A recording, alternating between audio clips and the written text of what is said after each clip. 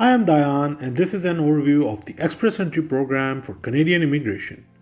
If you're planning to start your Canadian immigration journey, please subscribe. I would be sharing detailed videos for each and every step, along with the tips and tricks.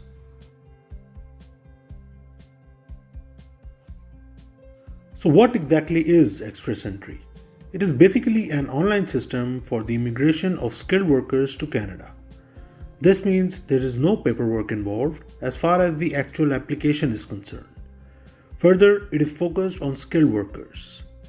Canada has a shortage of skilled workers and they need you to come and fill the gap in their economy. Accordingly, they started the Express Entry program to speed up the immigration of skilled workers.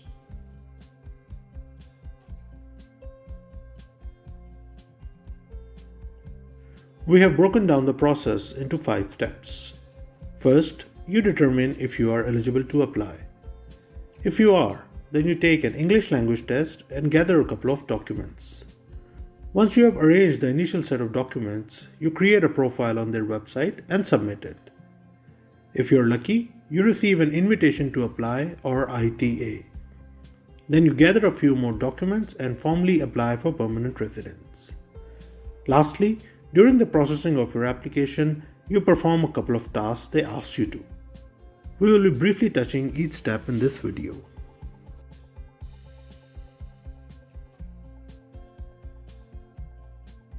For determining eligibility, a small questionnaire needs to be filled. Apart from basic questions, you would need to enter your estimated IELTS score and your NOC code. If you are confident with English language, I suggest you put 8 for listening and 7 for the rest. You may get a better score, but anything less than that really shrinks your chances. A NOC code is a specific code given to each profession. I'll upload another video on finding your NOC code later. If you're eligible to apply, there's a free tool which gives you your estimated CRS score. Each profile gets a CRS score and the ones with the higher scores are invited to apply. So by comparing your estimated CRS score with the trend of the recent immigration draws, you can assess if you should invest your time and money into the process or not. If you are confident about your CRS score, I suggest you start with IELTS, because now that is the only thing that can make or break your case. You can work to improve your IELTS score but can't do much about your age, education, or work experience. If you get a good score, then you should start building a healthy bank statement. I suggest you open a new US dollar bank account because it would protect you against any adverse exchange rate fluctuations with your local currency. Next, you should apply for an ECA. An ECA is basically the Canadian equivalence of your qualification. Once you have your IELTS report and the ECA, you can now submit an online profile and start waiting for an invitation to apply.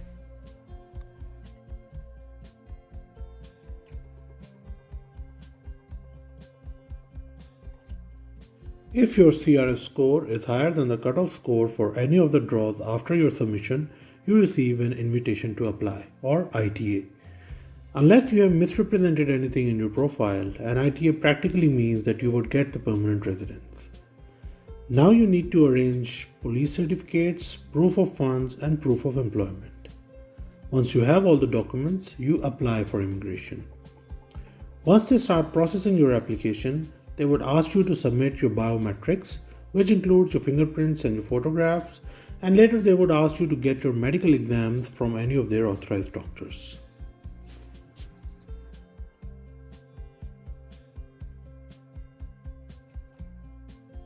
So how long does the whole process take?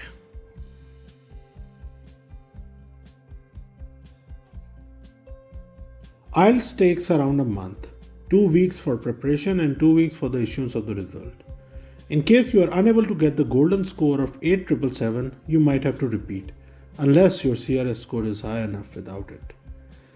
An ECA takes at least 2.5 months, depending upon the body you choose. The ECA can be processed in parallel with IELTS to save time, but it's best to get the required IELTS score before investing further. Getting an ITA depends upon your score. You may get invited in the very next draw, or you may have to wait forever. Gathering documents and applying takes around a month and you get a maximum of 60 days. Coming to the application processing, 80% of the cases are processed within 6 months. My case was processed in 2.5 months, but it usually takes around 4.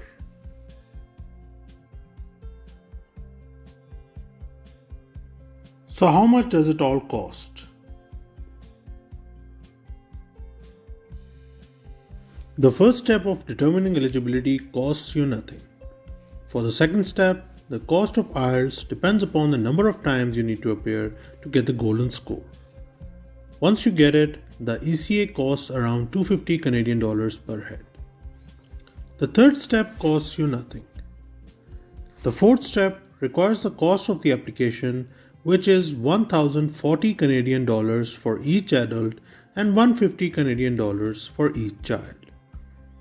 The fifth step requires you to pay the biometrics fee of 85 Canadian dollars per head or 170 Canadian dollars per family. The cost of medical exam varies from country to country. Mine costed me around 145 Canadian dollars per adult.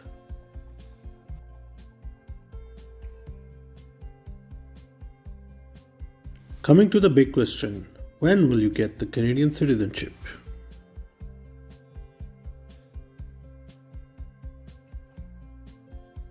When applying for the citizenship, you are required to be physically present in Canada for at least 3 years during the last 5 years.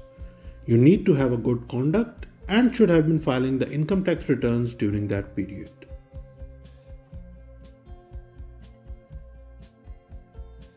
Any questions?